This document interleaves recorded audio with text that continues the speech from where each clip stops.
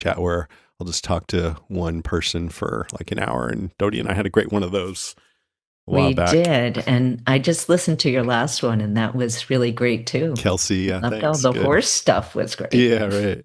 Well, I want to remind everyone because I know some people like to go back and listen to the podcast that Karen and I did, and I recently had to take a bunch of those down to take out all the copyrighted music. But at least as of now, you can still go to podcastica.com and listen to those right from the website if you want to. So that's an option for people if you want to go How back and is listen. the endless purgatory of removing I music don't from all have the other time episodes? for it. Oh my God, yeah. Yeah, I need to take a 2-week vacation and just do that the whole time. Yeah, that wouldn't drive you Boy. crazy. That would be I know, totally I chill. know. Yeah, what a It's vacation. heartbreaking too. I go back and I'm like, oh yeah, this song was so great in there. Take it out.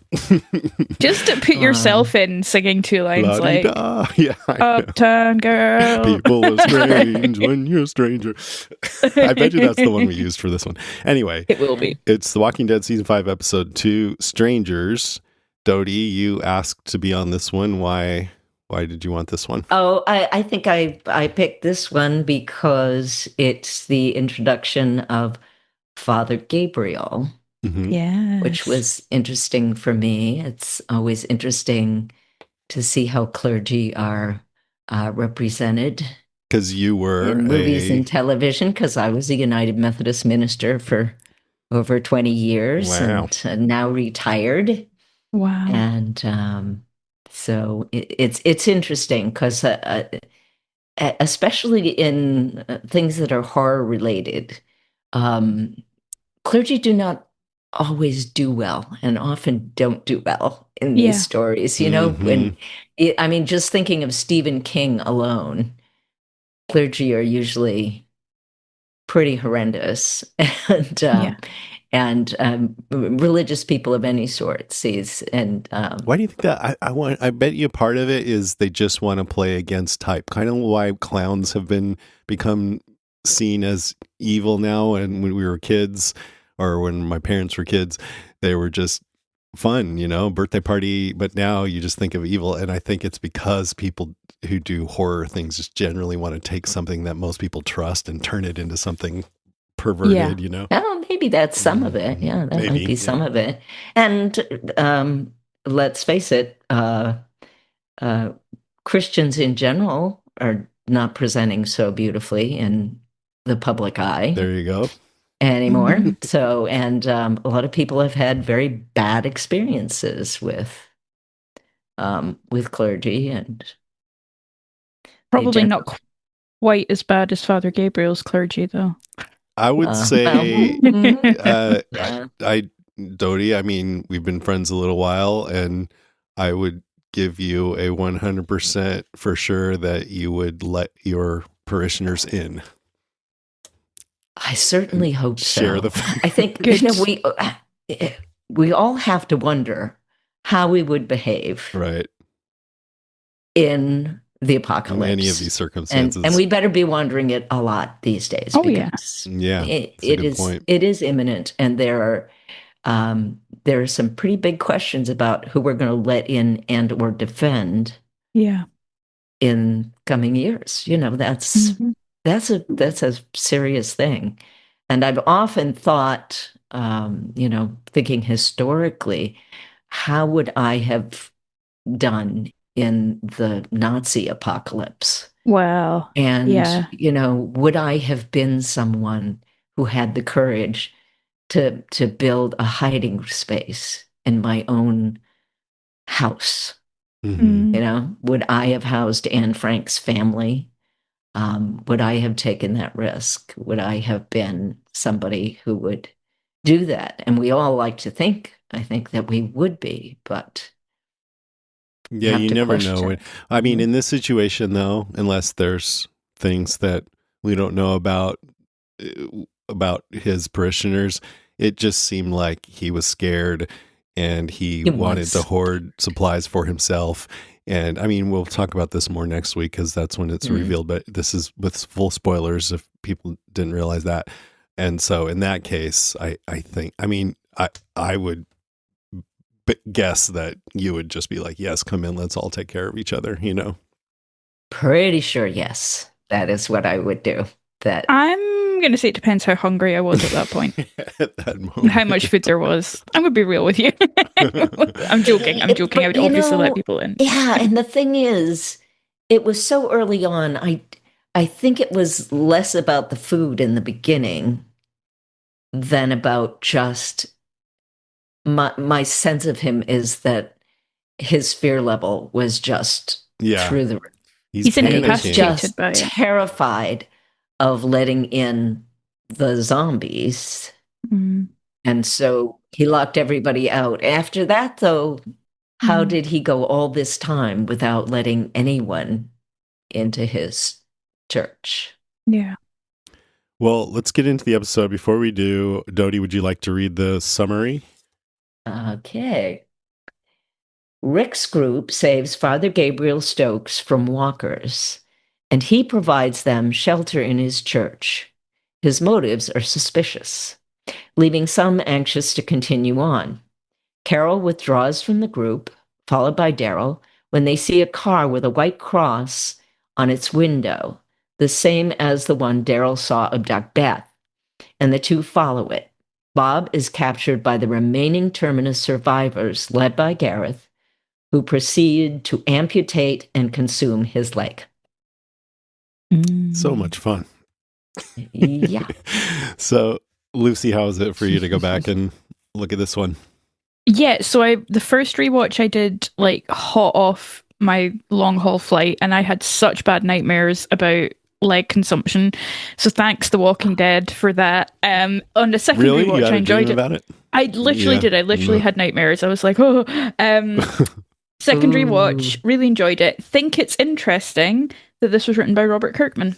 And it's the last one he ever writes for the main show. Yeah. So, yeah, I didn't interesting know to think about that. That is interesting. Yeah, he wrote several, but not after this. Stopped after this, yeah. Yeah, and I think that's probably because, A, he got really busy, but also there was just all this legal stuff going on with AMC. And Yeah. So I thought it was a good episode. It's hard to separate how I feel emotionally watching this, and because it's Gabriel's so annoying. And, yes. And I don't like seeing Rick. I consider him spiritually wounded right now. It's totally understandable why he's that way, but I don't like seeing it. So, or I don't know if I'd say I don't like it, but it just gives me a feeling of discomfort. He honestly, I'm really impressed with Andrew Lincoln for how Rick's vibe changed over time as worse things happened to him. And here he's really armored over and defensive and ready to kill. And like he says to Carl, don't drop your guard. Sorry, I don't want to get too deep into my points here, but I'm just making this point that he has a different vibe now, I think of it as like an energy signature. And it kind of reminds me of a stepfather that I had that I've talked about a couple times on the podcast that is a bad person. And I don't think Rick's a bad person. In fact, one thing that he has that my stepfather didn't have is Rick always cares so much about the people that he loves. That's his whole point of being like this, because he wants to protect them from being hurt. But still, there's that like dangerous, like fuck you vibe, like no loss of compassion for other people. And, and it just gives me that feeling of when I was a little kid and I'm like, I don't want to be in the same room with this guy. Yeah. And I know a lot of listeners, especially Renee, probably don't agree with that, but I'm just saying how I feel. It's subjective. No, I think Rick is perfect in all situations. Well, so what about fucked up moment of the week? I'm not sure.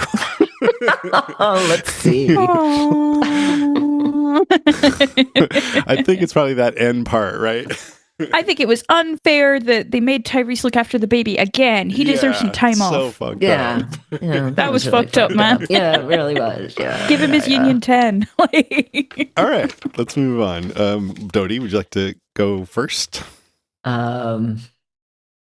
Let's see. Fucked up moment of the week. No, we already did that one. I think we all know what it was. Right? Unless you have something else. There's another fucked up moment, though. It's not the fucked up moment, admittedly. But fucked up moment of the week is meeting an old girlfriend Yes. in a wet basement. Yeah. And she's mad at you. And she's that for Father G, I think that was the fucked up moment of the week. Yeah, for sure. Yeah. To be meeting this person who might be alive if he had opened the church doors. Yep. Yeah. That's on you, so mate. it's pretty bad. So let's see. Yeah, I think one of the things I see here is different ways of responding to fear in the apocalypse. Mm. You have the termites who, when they're confronted with the ugly dangerousness of humanity, turn violent and cannibalistic. Mm. You have Rick, who, after his experience with the termites and senior moment, the Claimers. claimers. Yeah. I was thinking the borrowers, and those are those cute little Borrowers people are from nicer, Disney. yeah. Those They're are the those cute cute little little guys. guys from Disney. Yeah. They don't borrow, they claim. Between the claimers and the termites, it's now we don't trust anybody but us. Yeah. And not recognizing how much like the termites that is. Yeah. Right. I mean, he is reproducing the termite response. Or a version Probably of it, anyway. a version of it. He's Mhm. not ever, I don't think, capable of taking it to the stage of consumption, but he did bite a guy's throat out, yeah. So, but yes. And then you have Father Gabriel, who shuts down and tries to shut it out. And he thinks he can just exist alone with his books and his canned goods. Mm. And that's survival. Mm. And there's a moment in the episode. I have to do some sorting in my head because I find it almost impossible to watch this episode without binge watching the next episode. So I really have difficulty sometimes separating. So let me know if I slop over to the next episode. But Michonne talks about being alive. Mm-hmm. And yeah, I'm pretty sure that it's is this episode, yeah. because Michonne talks about being alive, and she talks about before when she was alone with her two, not sure what to call pets. them. They're usually called pets. Yeah, but it's under the circumstances racially, it's just horrible to call them anything. But she had that existence of being alone, and and she has recognized that was not living. Yeah. But for Father Gabriel, he has to be in a situation where his life is at stake for him to even make any connection with other people. Mm-hmm. And strangely, it seems to be as much about his fear of acting violently, as it is about his fear of having violence used against him. I honestly believe that's a piece of this for him, is that, and partly because of his journals that Carol looks over, and you'll notice that they're actually. I looked at them. I finally did a still so that I could really read them, and they are not. I thought they would be sermon journals. They're not. He's simply recopying the Bible, word for word. These are page after page after page after page of scripture, and the part that she opens to is from Exodus, and it is the part with the what's commonly known as the Ten Commandments. Mm. And in big capital lettering that stands out from all the rest, he has written, "Thou shalt not kill." Wow. Yeah. And I think that really is, and he mentions several times, he says, because the Lord hates violence. Yeah. And this is the version of religion that he goes by, is the "thou shalt nots." Yeah. What you're saying is bringing up, for me, especially around fear response and how what Rick and the termites are doing has a similarity to it, and the way Father Gabriel's responding to it is different. And I think about this sort of framework that I've thought about a lot in my life, responding to things that make you uncomfortable or that you're afraid of or whatever. There's extremes. There's the collapse around it, hiding out. Mm-hmm. That's Father Gabriel. And then on the other side is posturing, just puffing yourself up, thinking of it as being strong, but aggressive, armed, whatever. And in both those extremes, I don't think you're really dealing with what's actually going on with people, because you're just presenting, you're just like, no, I don't want to see whatever it is, or I'm going to kill it. Right.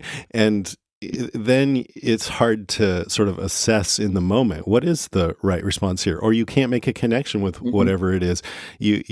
So there's a middle ground there where you can be open to whatever is happening and choose your response based on what's really going on, and that can be hard, that can be scary, but that's, in my opinion, the ideal, to find that place where you can be resourceful. And if there's opportunity for friendship or connection or whatever, you can take that. But if you need to defend yourself, then you can do that as well. And the danger is, if you get too far in either one of those directions, you won't really be able to handle things well, because it's just your default response: kill or hide.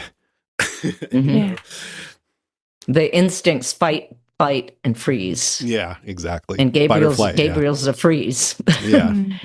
He's basically a freeze. You just lock the doors and keep it all out. Bury your head in the sand, put on your noise canceling headphones. And it raises the question, and he understands that it's wrong. It's not that he doesn't, but I think what he needs to do is to confront the question of violence and "thou shalt not kill," and recognize that the sin of omission, he killed a bunch is of people, also basically killing.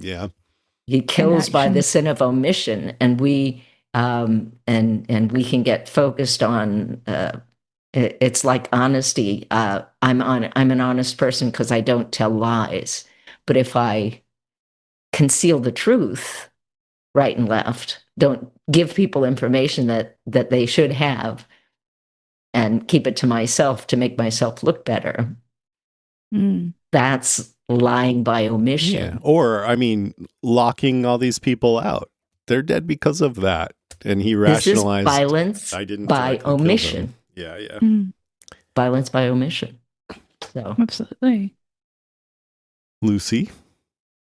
I wanted to talk a bit about it being a Kirkman episode. Because I remembered with this episode, I think the episodes that follow big dramatic or explosive episodes are always a funny one. I'm thinking of like the Kingdom after the lineup, and this one after No Sanctuary. And we know this is really just a lull in the storm, like more is to come. But there are some kind punctuated by the moment at the end, which was right. Yeah, there are some like goofy moments in this that I liked, but they don't feel typical of where the show goes after, maybe. And I wanted to talk a little bit about some of them. And I thought it clicked for me a little bit when I knew that it was Kirkman writing it, because I think he brings a kind of offhandedness to it, because it's his story. He created these characters in the comics, and here he's got an absolute picnic board to work with, because he's got Abraham and Rosita, as well as Father Gabriel, all of whom are kind of iconic creations of his. Most of the people are, but at this point these are like fresh on the page, whereas like Tyrese has been established and he's veered a little bit from the comic book. Michonne has been established, but she's a little bit softer than the comic book, so he's got parts that he can play with there. So I think the first kind of tonal thing that I remember liking and I still like is Tara kind of doing her best with Rick and getting a fist bump and getting sort of approved by him. The two of them are on good terms. Michonne kind of giggling when she realizes she doesn't have her katana, and Abraham being very impressed with this, and Rosita being maybe a bit threatened. I'm not sure what Rosita's face is saying at that point, but I didn't get a note. I didn't understand that moment. He said, "This is she killed somebody as a zombie, Michonne, right? Is that what you're talking about?" And then he said, "This is exactly why we need to find our moment," or something. Yeah, I thought it was something about like that.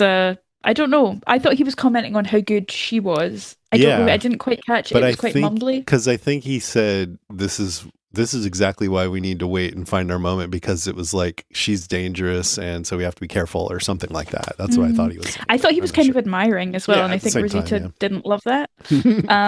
But Rosita's about to meet the love of her life, Father Gabriel. Isn't that funny in retrospect that the two of them end up together? It was like... I'm thinking about Kelsey a lot in this episode. Kelsey McNamara, one of our listeners who's watched only a little bit past this into season 6, maybe a season past this.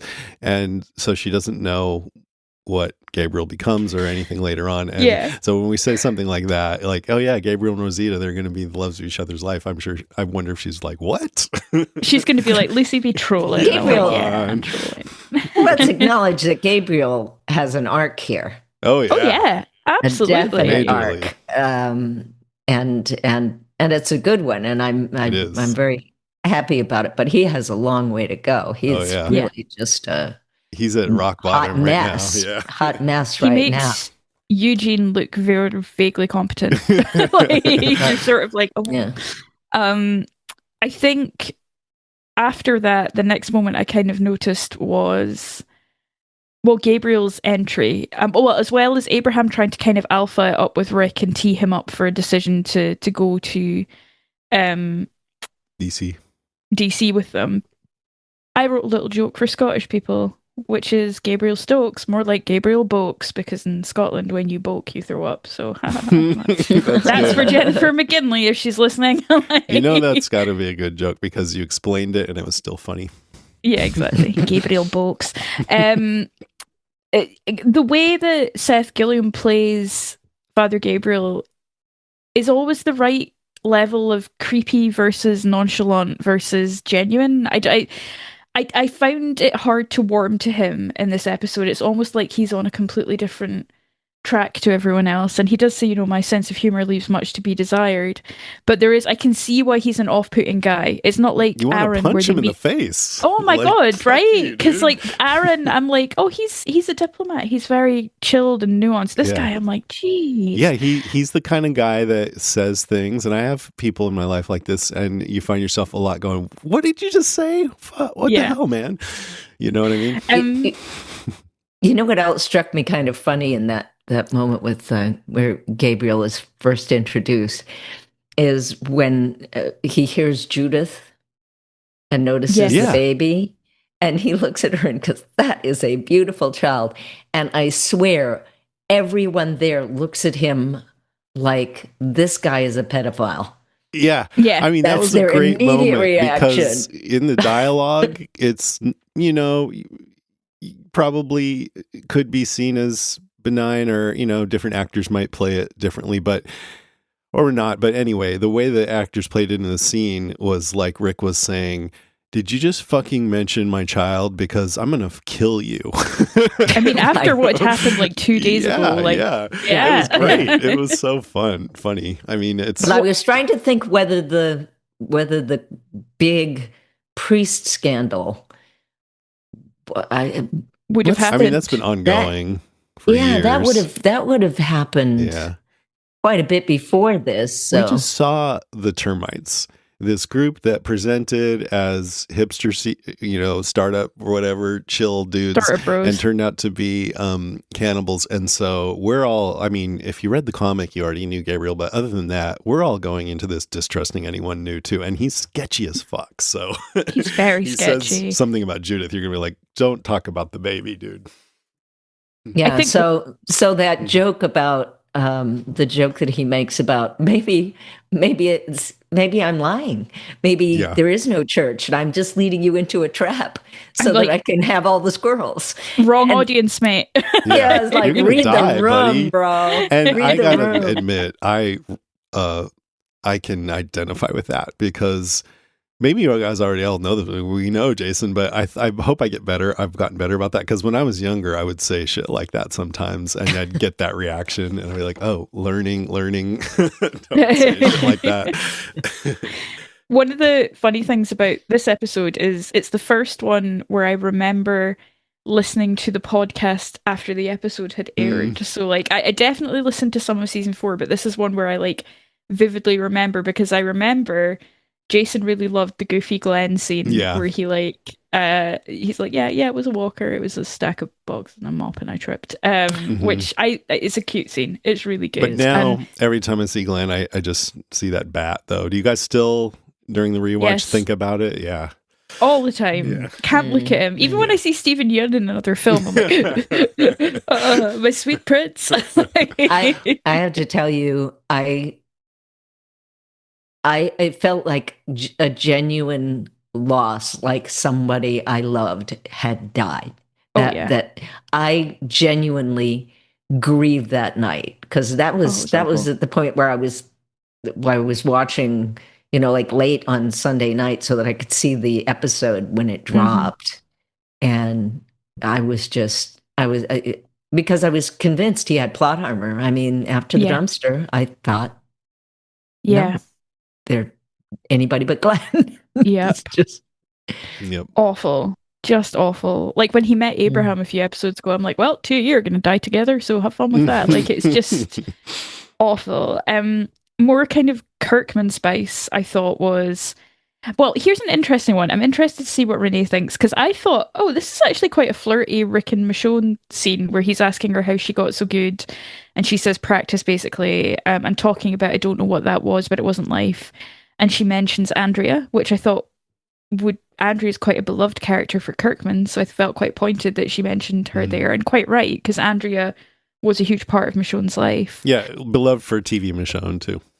Yeah, not for beloved by not nobody by the else. Audience, but yeah.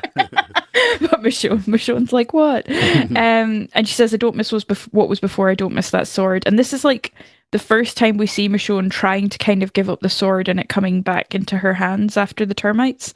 Right. When she gets to Alexandria, she tries to hang it up as well, and it's this kind of cycle of violence of like you keep getting sucked back into that world. And that was interesting to me because we think of her sword, I think most anyway, viewers, and be like, yeah, it's badass. That sword and Michonne go together.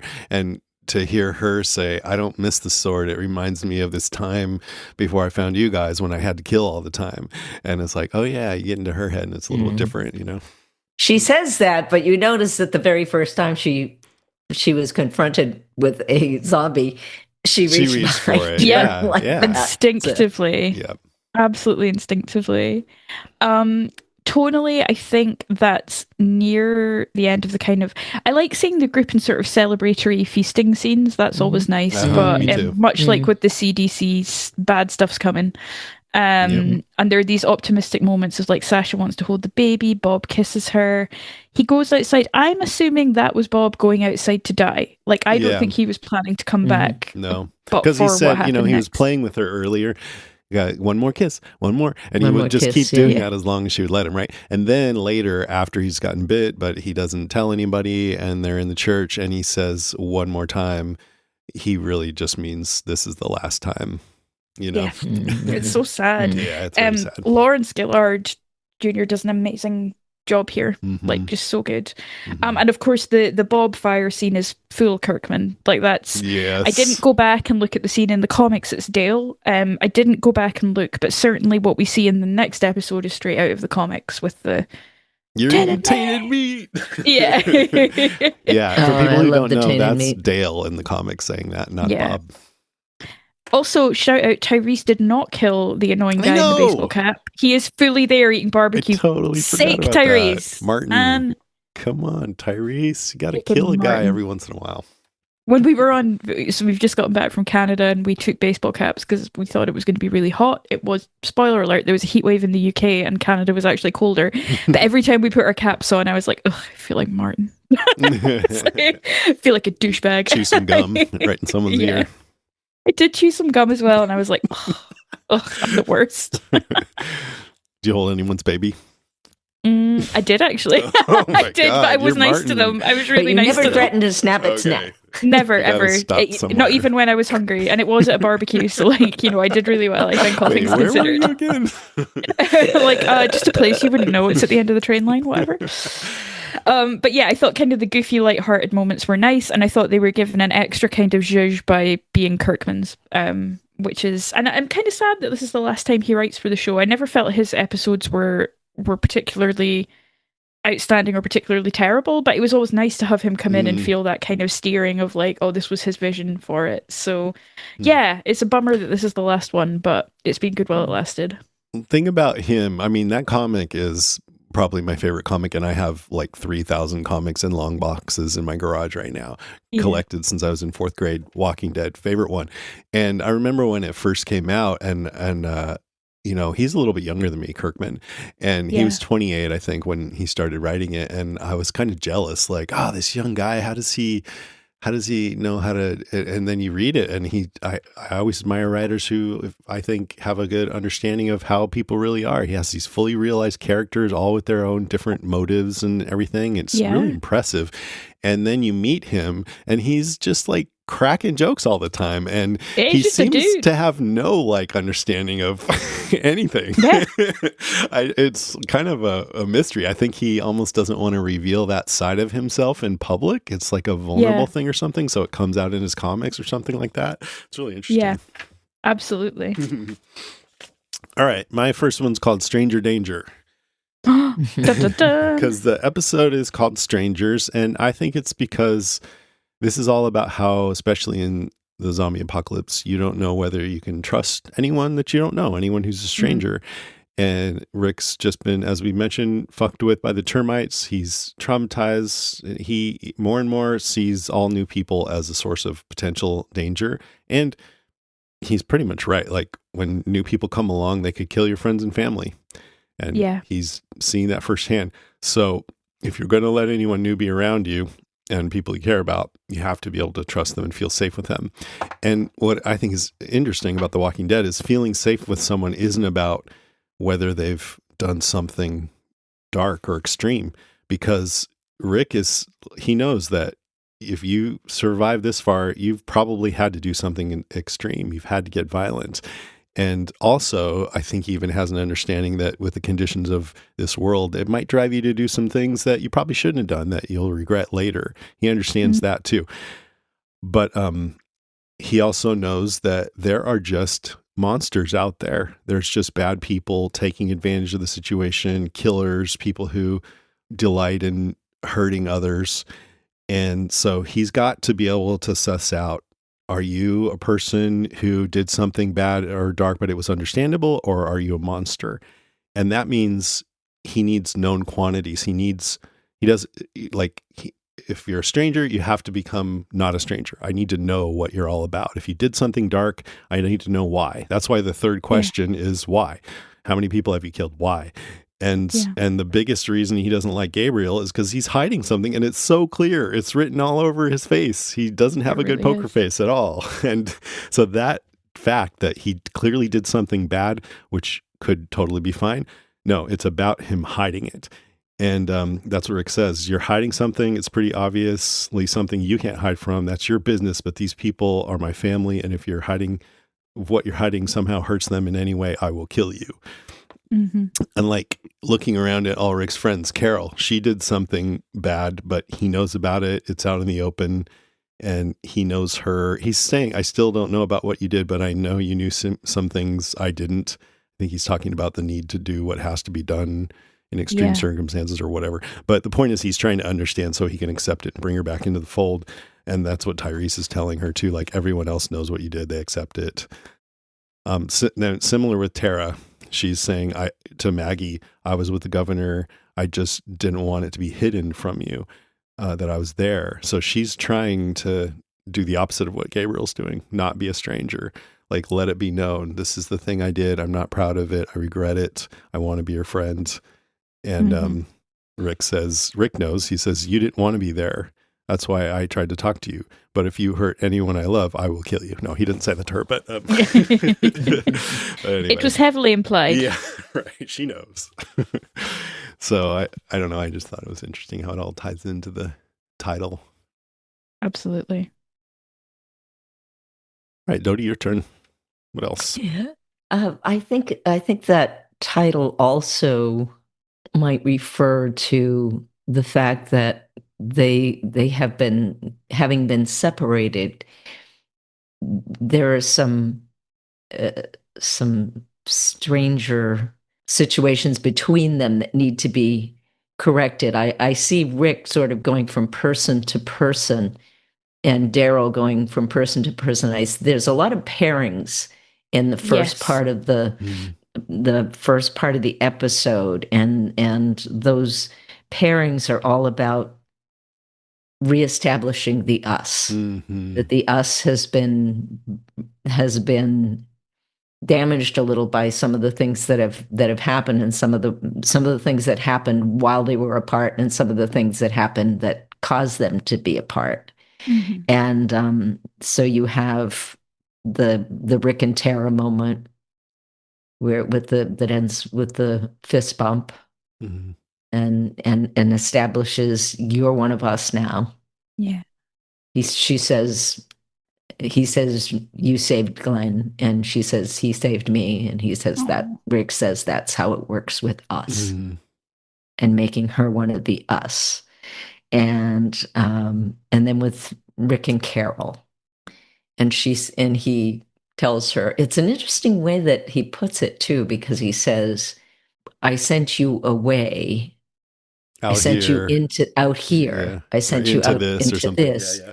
And then he says, and now we're joining you. Will you have us? It's a class move. I like that. Yeah. So instead of saying you're welcomed back into the fold, he's saying we need you. Yeah. To survive out here. And just, I think, kind of we need you like if he would have said you're welcome back in, it would have still had him on this, assuming this one-up position, and he wants to not have that. He wants to restore the respect between them. So he's kind of like getting down on his knee a little bit to her, like, you tell me, can we please be friends again? It's a class move. Yeah. It's well deserved. And with there's just a tiny little moment with Maggie and Glenn where she's like, not so fast. You don't get too far away from me. When she pulls him back for a kiss. It's all reestablishing their community. I love that. I hadn't even thought about that, but together. It's so right. Yeah. And reconnecting, and also just checking in, like, how are you? Are you transformed by what just happened? In what way? Are we still, do we still have the same relationship, or are you okay? Just all of that just bonds them, because they all feel very bonded together by the end of it. And the moment with Tyrese and Carol, where he says, I've accepted what you did now. And some of these people already know what you did. And they're okay with it. And everybody else is going to have to be okay with it too. And she's like, why? No, they don't. But he says, no, they do. Because for him also, that's how we be us. But her tendency, which is so consistent through this whole series, is not to so easily be subsumed into the us. She leaves the kingdom at one point, lives on the house on the fringes, and Ezekiel has to go and try to woo her back. But here, I think she was about to leave again, right? Daryl catches her out in the night. That's kind of missing in the summary. They seem to miss that point, that it wasn't just that Carol and Daryl go off. It's that Carol is ready to leave, and Daryl goes to stop her, Yeah. and at that moment sees the car with the white cross and then follows. Mm-hmm. So there are all these little reconnections being made. Yeah, he's really worried about her. You can tell that something really bad went down, and Yeah. Because like when they're together and she says, I don't want to talk about what happened. I just can't right now. And he's all right. And my thought was, Daryl's easy, man. He's not going to be the type to sit here and go, no, we got to get all our feelings out on the table. He's like, that's cool. Let's just hang out. But you're right. He is still worried about her and he just wants to know that she's okay. And she mirrors what Tyrese says. She says, I just need to forget it. Yeah. Mm-hmm. And he's okay with that. And Daryl is saying that doesn't matter at all because we can start over. Yeah. And he's asking her to start over. And she's like, gonna just make a quick exit and not even try to start over. Mm-hmm. Yeah. Mm-hmm. Lucy? For me, I thought the set piece in the food bank was pretty great. Another thing I remembered from listening to the podcast coverage of this was Karen's concern that all the women would get yeast infections. Yeah, for sure. Like everyone's getting yeast infection. That is so gross. And I think it's one of the first instances maybe of someone, i.e. Bob, walking it off before we realize later that they have been bitten. I think this comes up again with Carl. well, actually, now that I know because now that I know there's people listening who don't know what happens, I won't say. We but can say it's all right. It's full spoilers. Yeah, comes up again with Carl and with Rosita. This kind of sense of like, oh shit, they did get Rosita, bit. Yeah. Part of me wonders like how effective a bite underwater would be, but clearly effective. And it's sad. Because Gabriel says, how did you survive? Luck. And then Rick's group are quite cocky and say we can handle a dozen. And it's actually Sasha who volunteers her and Bob to go, which must eat away at her. And Rick, of course, makes Gabriel come with them, which sort of prolongs the whole thing. So there's a little bit of a clusterfuck of events that lead to that set piece and Bob getting bitten. And it's just a very good zombie set piece, I think. And the creep factor is upped even more when they get back and Carl is looking at the walls, kind of seeing that people have been scratching to get in. It's a lot. There's a lot of kind of atmosphere building, and Daryl realizing they're being watched right at the start. I'd forgotten that. So there's lots of things that kind of add to the tension, but the zombie set piece I think really works. I gotta say though, I have a deep aversion to wet zombies. Oh, awful. Awful. I felt the same way about the remember the zombie in the well on the farm? Oh, disgusting. Bloated. Disgusting. Oh, they're the worst wet zombies. Yep. I thought so. It's interesting the way. One thing that's interesting about what happens in the food bank basement, I guess it is, right? Is especially if you watch this episode again and you weren't already kind of clued in on what happened with Gabriel, it's more powerful the second time because you realize, oh, these are all his parishioners, and they're like, it's almost like they're haunting him. You did this to us, like you were saying earlier. Dodie.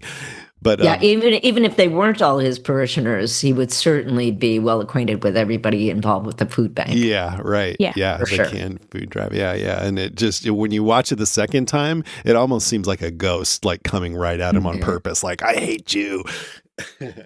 But there was one woman in particular with the glasses that was more than just a parishioner. I mean, I don't know how clearly it's spelled out, but that particular person, I think it comes to light later that it's a girlfriend. There's a relationship there. Yeah. Absolutely. And I would mention he is an Episcopal priest, so he is not a celibate, designated celibate. So. Yes.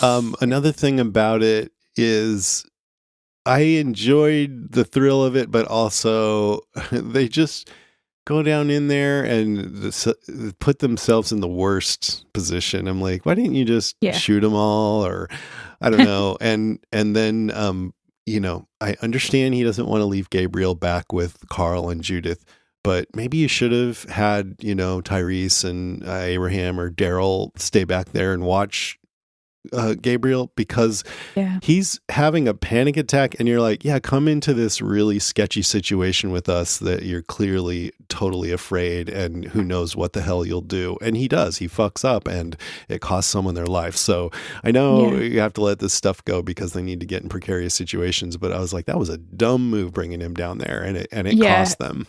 It was a test that didn't pay off. No, you don't bring Right. someone like that into a situation like that you don't trust, that's clearly having a panic attack. Bad. They're feeling cocky, though. They're feeling like, we can do anything. And it's like, Yeah. Okay, my turn. Yes. I'll talk a little bit about Rick's trajectory here, which we've had an eye on for this whole rewatch. I noticed the episode opens on black smoke and you hear this ominous tone, and then it's felt like they were going to show a bad guy, and then it was Rick. Yeah. And I'm not saying he's a bad guy, but I think the show is signaling that he's getting darker. Rick said to Carl, "You're not safe. Never let your guard down, ever." And I just think that's where he's at. He's guarded, armored up, ready to kill anything that might be dangerous. As the group is walking, he's holding his rifle with his fingers out, like ready to pull the trigger, not focused on helping people. Carl says we're still strong enough that we can help people and we can handle ourselves if things go wrong. Like I would say he's more in that middle. I was saying how there's posturing and then there's collapsing, and maybe Carl's more in the middle, but I also think Carl is being a bit reactive. I mean, I think he's just a good person who wants to help, but also he's afraid that he's a monster. So he's really trying to do the opposite of that, and that could get him in trouble if he's not careful, like running into a situation where you actually shouldn't trust the person that you're trying to help. Anyway, then Bob senses where Rick is at and says, when you said they don't get to live, you weren't wrong.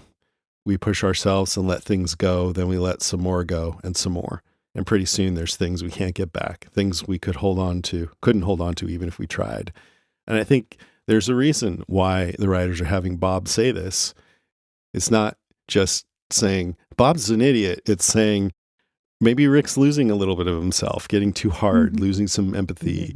And Bob says, Eugene's going to cure all this and you're going to find yourself in a place where it's like how it used to be. And if you've let too much go along the way, that's not going to work because you're going to be back in the real world. And Rick says, this is the real world. Nah, this is a nightmare. Nightmare's end. And I think, Bob's clearly wrong about Eugene, but he's right. Rick is going to find himself back in a place kind of like how it used to be in Alexandria and the Commonwealth at the end of this series. And I think at the end of The Ones Who Live, that's what that's about. I keep saying it, but it's about him opening up his heart again so he can experience life and not just be guarded. I guess that's all I had to say. So, Dodie, what's next? So there's that aspect of just bouncing off of what you just said of optimism versus pessimism, and we really get a little introduction to Bob's ability to find the beauty in everything bad. They actually play it as a game. It's the good out of bad game. And I just fell in love with Bob in this episode in particular. I was already really liking him from the episode where they showed what it was like for him to be alone and how much he appreciates now being with people. But the way he is able to treasure this and see the beauty in it, even as he's losing it, is so impressive. That moment when he's standing outside of the church, knowing that really he can't go back, that he's had it, but he can't have it anymore. And yet it's still there in his face that he sees the beauty of it. This actor just does such an incredible job with this character. I also think he does such a wonderful job at the end of expressing deep emotion with you not quite getting, and you don't get until the beginning of the next episode, that in fact what he's suppressing is not fear or tears, it's laughter. Mm-hmm. The story ends with a joke too, and that's also Kirkman. Yeah, it's very a much. joke. It ends with a punchline, Mm-hmm. Mhm. right? I mean, That's that's a punchline.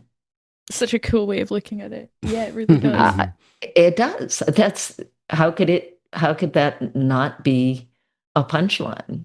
With Gareth Yeah, with Gareth. I saying, mean, what did he it's say? He said, at It's the end just of the day, no matter how much we hate all this ugly business, and then you see yeah, Bob's missing his leg, a man's got to eat. at the end of the day, a man's yeah. got to eat, and that's the punchline. And then we pan back and we see that his leg is turning on a spit over an open If it makes you feel barbecue any better, you fire, taste much better than we thought you would. and it made you taste much better than we thought you would. So it's it's joking, right? I mean, um, Gabriel's jokes kind of fall flat, but the funny thing is, it's the termites jokes really are going to get a laugh, just not for the Yeah. reason that he wants, because that's what Bob is suppressing, and you can't tell that in that Yeah. moment. But in the next episode, you see that that's what's happening here. It's not that he's terrified, because he's already accepted his own death, Mhm. Yeah.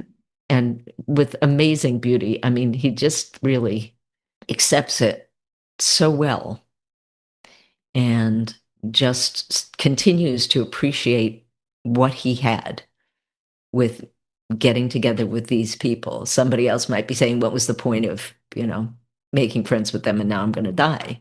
Instead, it's you see him looking at the beauty of what's going on inside. Mm. Yeah. And it's amazing. And I really think the actor communicates that so, so well. Yeah. I love Bob. And with this show, it's always like, you have this character professing optimism and then going out in the bleakest, most fucked up way possible. And Mhm. The Walking Dead always kills hope. It killed Sophia, killed Dale, killed Herschel, now Bob, pretty soon Glenn, as Mhm. we mentioned. But, I think you could take the wrong message from that, saying, see, Carol and Rick are right. You gotta fucking kill everything. But I think the show is ultimately about Rick persevering through all this loss, through years of practically literal hell, and coming through with his open heart, like I mentioned before.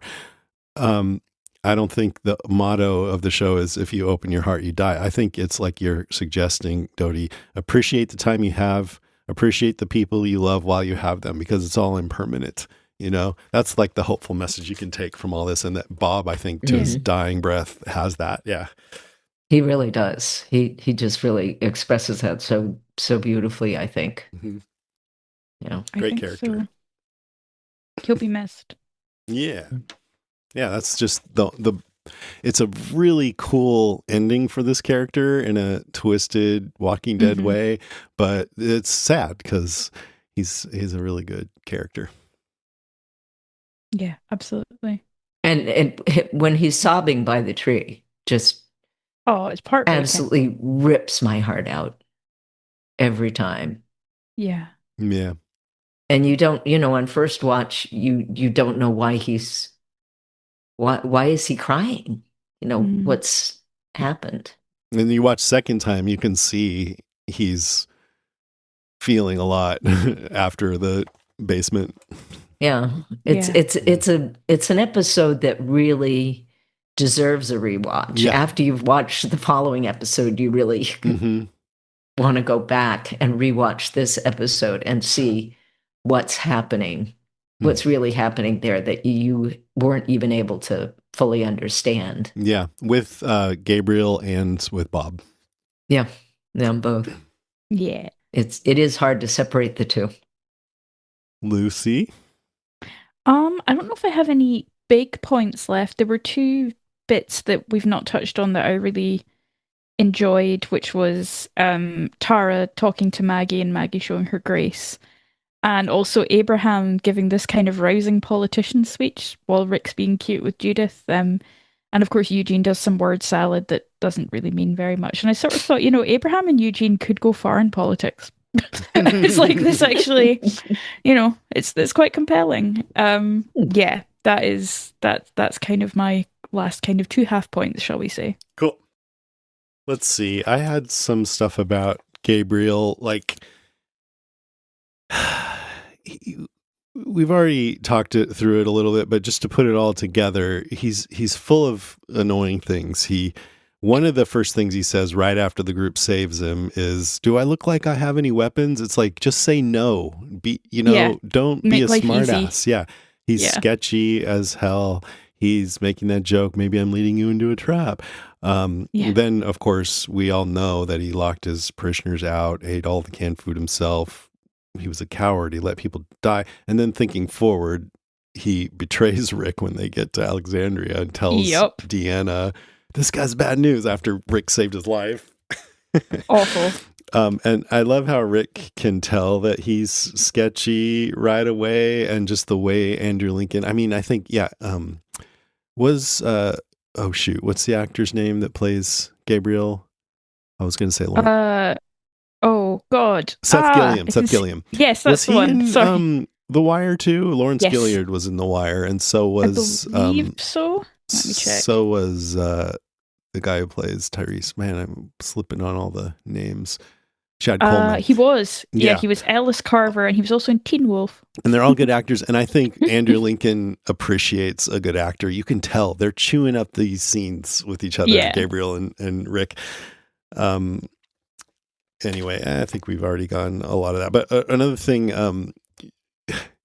in hindsight, it seems almost glaringly obvious what Gabriel did, because we know he's scared of zombies, very scared. We know he was holed up in this church alone with lots of canned food. At the supply store, the food store, Rick can tell that Gabriel knew some of these Zeds before. Mm-hmm. Then Carl finds the scratches outside of the church, says it looks like someone was trying to get in, and Scratch, you'll burn for this. It seems pretty straightforward, right? Like, I can't remember back then I read the comics, so I already knew, but do you remember, Dodie, if you figured out what he did? I really don't remember at what point it became obvious that he had locked everybody else out of the church and not let them in. But I don't remember if I figured that out for myself. I would say one reason someone might not go there is just because it's too horrible to think of, right? Even though you've got all the clues, you might just not want to believe that somebody would do that. And like you said, do I look like somebody that's carrying weapons?